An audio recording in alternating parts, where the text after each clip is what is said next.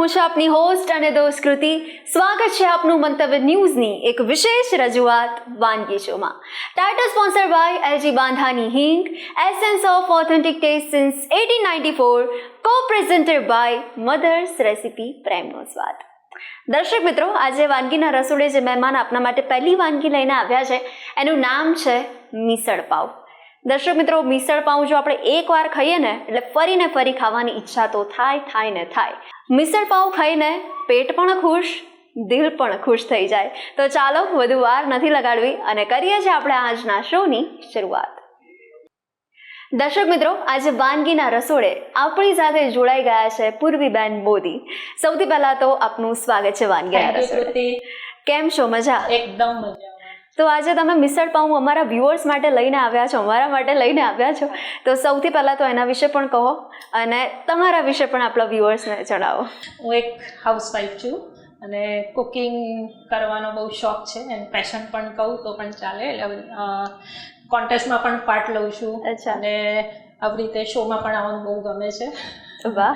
અને મિસળ પાઉં તો લગભગ બધાને ભાવે જ અને મારા ઘરમાં પણ બધાને બહુ જ ભાવે છે. તેથી હું આ વાનગી લઈને આવી છું. આ એક મહારાષ્ટ્રીયન ડિશ છે કે જેમાં મઠનો ઉપયોગ થાય છે, જેને આપણે મટકી પણ કહીએ છીએ. અત્યારે થોડું ગરમીમાં સ્પ્રાઉટ્સ બહુ સરસ થાય એટલે હું અત્યારે આ વાનગી લઈને આવી છું. એકદમ ચટાકેદાર હોય છે અને થોડી તીખી પણ હોય છે, સ્પાઇસી પણ હોય છે. અને એમાં પહેલાં આપણે ગ્રેવી કરવાની હોય છે અને પછી રૂટીન બધા મસાલા અને એક ખાસ પ્રકારનો મસાલો હોય છે, ગોળા મસાલો, એ મહારાષ્ટ્રમાં વધારે યુઝ થાય છે. એનો પણ હું આમાં યુઝ કરીશ. ઓકે, તો કરીએ શરૂઆત? ચોક્કસ. યસ. સૌથી પહેલાં આપણે આની ગ્રેવી બનાવીશું. એના માટે સૌથી પહેલાં હું 2 ચમચી તેલ લઈશ. તેલ થોડું ગરમ થાય એટલે આપણે એમાં 8 થી 10 કળી લસણ એડ કરીશું. ઓકે.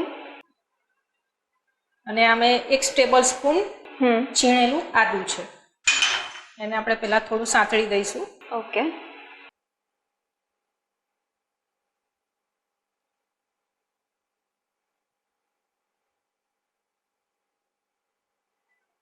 આ થોડું સંતળાઈ જાય એટલે હવે એમાં આપણે એક ડુંગળી ઝીણી સમારી દીધેલી છે, એને આપણે એડ કરીશું. એને સાંતળી દઈશું. ડુંગળી થોડી ગુલાબી રંગની થાય ત્યાં સુધી આપણે એને સાંતળીશું, અથવા તો ટ્રાન્સપરન્ટ થઈ જાય ત્યાં સુધી સાંતળીશું.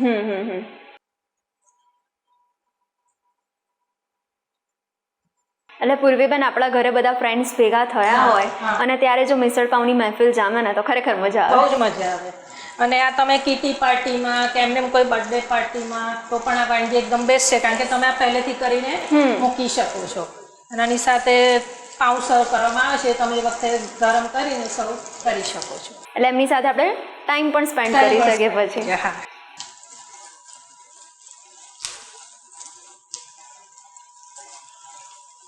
ડુંગળી થોડી ગુલાબી થઈ ગઈ છે એટલે અમે એક ઝીણું સમારેલું ટામેટું છે, ઓકે, એ એડ કરીશું.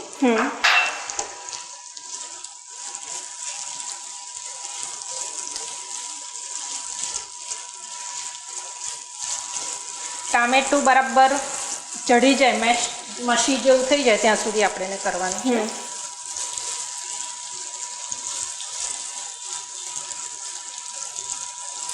તો તમે હમણાં જે વાત કરી મહારાષ્ટ્રનો જે સ્પેશિયલ મસાલો આજે તમે એમાં પણ એડ કરવાના છો, તો એ તમે ઘરે જાતે બનાવ્યો? ના, આ હું તૈયાર લાવીશ. ઓકે. આનો તૈયાર મિસળ પાવનો મસાલો પણ મળે છે, એ પણ તમે એડ કરી શકો છો. આ જરૂરી છે એવું નથી, તમે એ પણ ચાલો.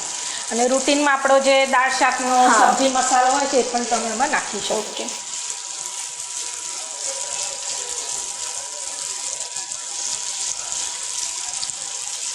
અને રાત્રે જો જમવામાં આપણને કોઈ વિચાર ના આવતો હોય શું બનાવીએ, તો આ તરત બની જાય એવું ઝટપટ.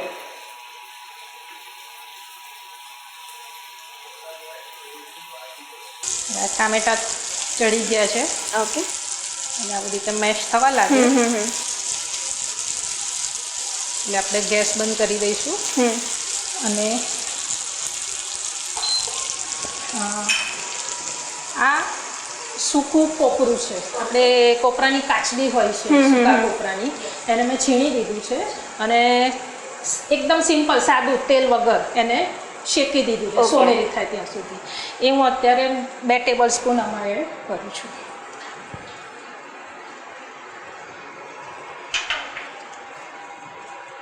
અને મિક્સ કરીને હવે આપણે આને મિક્સરમાં એને ગ્રાઇન્ડ કરીને એની ગ્રેવી બનાવી દઈશું. બરાબર છે. હવે આ મેં ગ્રેવીને ક્રશ કરી દીધી છે, એકદમ સ્મૂથ તૈયાર કરવાની છે. હવે આપણે પહેલાં એક આ સ્પ્રાઉટ્સ પ્રિપેર કરવાના છે. આના માટે એક મઠ લીધા છે મેં, લગભગ અડધો કપ મઠ લીધા છે અને પાણીમાં પલાળી દીધા છે. મેં 10 થી 12 કલાક પલાળ્યા, પછી પાણી બધું નિતારી દીધું અને કાણાવાળી જાળીમાં એને મૂકીને એક ડબ્બામાં મૂકી દીધું અને એને 24 કલાક સુધી સ્પ્રાઉટ્સ થાય ત્યાં સુધી એને થવા દીધું છે.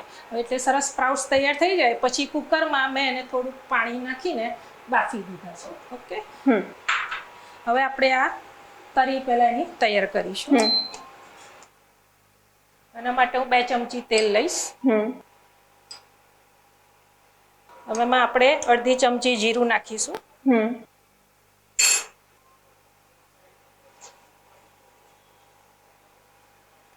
આ જીરું થોડું તતડે એટલે એમાં લીમડો નાખીશ.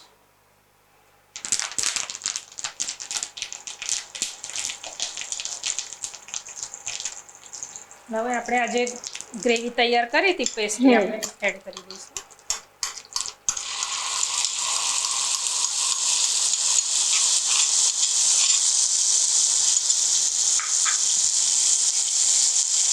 એકચ્યુઅલી કૂક થયેલી જ છે, એને હવે બહુ કૂક કરવાની જરૂર નથી, જસ્ટ બધું મિક્સ કરી દેવાનું છે.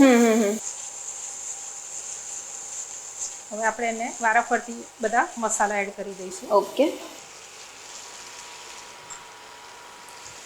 હું 1 ચમચી લાલ મરચું એડ કરીશ અને અડધી ચમચી કાશ્મીરી લાલ મરચું, એનાથી એનો કલર બહુ સરસ આવશે. પછી આ છે ગરમ મસાલો અને હું જે વાત કરીએ ગોળા મસાલો, એ બંને 1 ચમચી નાખીશ. અડધી ચમચી ધાણા જીરું નાખીશ અને 5 ચમચી હળદર. બધું મિક્સ કરી દઈશું.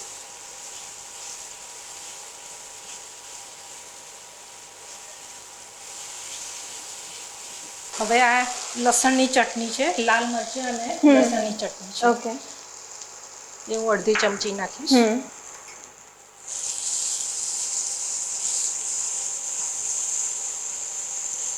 મસાલા બધા મિક્સ થઈ જાય. હવે આપણે એમાં લગભગ 1 કપ જેટલું પાણી રેડીશું. ઓકે, કલર પણ એકદમ મસ્ત આવી ગયો છે. એકદમ આવશે. પૂર્વીબેન, ખાસ આપણે તરીનું બનાવતી વખતે ધ્યાન રાખતા હોય છે, સૌથી વધારે તમે કઈ બાબતનું ધ્યાન રાખો છો? તરીમાં ખાસ આમાં થોડુંક તેલ આગળ પડતું હોય છે અને તમે આ લસણની ચટણી નાખશો તો એનો ટેસ્ટ વધારે આવશે. તમે એને ફ્રેશ પણ બનાવી શકો છો. કાશ્મીરી લાલ મરચાંને પલાળીને એને મિક્સરમાં ક્રશ કરી દેવાનું લસણ સાથે. પછી એમાં મીઠું મરચું નાખી લસણ, એટલે બહાર જેવો સ્વાદ હવે ઘરે મળવાનો છે. બહાર તો તરીને સાથે સર્વ કરવામાં આવે છે, પછી એને ઉપર રેડવામાં આવે છે. પણ જો એટલું તીખું ઘરમાં ના ખાવા હોય તો આપણે આ રીતે કરીને પણ પીરસી શકાય છે. હવે આપણે આજે મઠ પ્રિપેર કર્યા હતા એ નાખી દઈશું.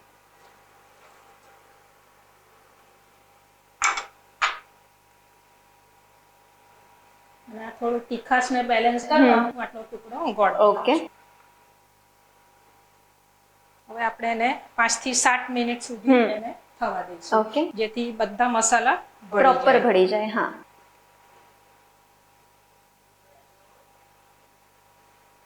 સ્વાદ પ્રમાણે મીઠું નાખીશું.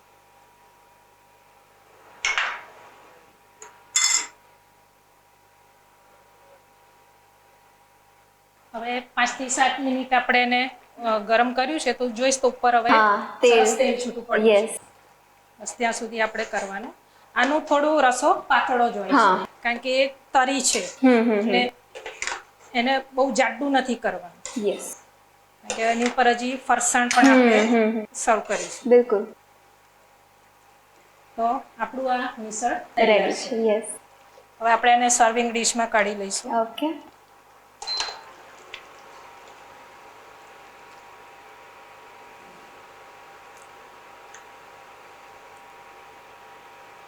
પહેલા મઠ નાખીશું અને પછી ઉપર આપણે કરી નાખીશું. ઓકે. ગરમા ગરમ મિસળ પાઉં જો પ્લેટમાં હોય અને પૂર્વીબેને ઘરે બનાવ્યા હોય આપણા પરિવાર માટે, તો પરિવારના દરેક સભ્યો કહે કે વાહ પૂર્વીબેન વાહ, ખરેખર મજા આવે ગરમા ગરમ હોય તો. આપણે એની સાથે બન સર્વ કરીશું. Okay. એ આપણે તૈયાર કરી લઈએ. હવે આપણું મિસળ પાઉં તૈયાર છે અને મેં બ્રેડ શેક્યા છે બટરથી, અને એને ચવાણું, જેને ફરસાણ કહે છે પૂનામાં, એનું સ્પેશિયલ ચવાણું આવતું હોય છે, અને ડુંગળી ને ઉપર મેં લીંબુનો રસ નાખ્યો છે વાહ.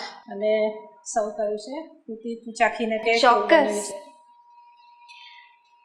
દર્શક મિત્રો, ગરમા ગરમ મિસળ પાઉં રેડી થઈ ગયું છે અને આપણે ચવાણાની સાથે સર્વ કર્યું છે.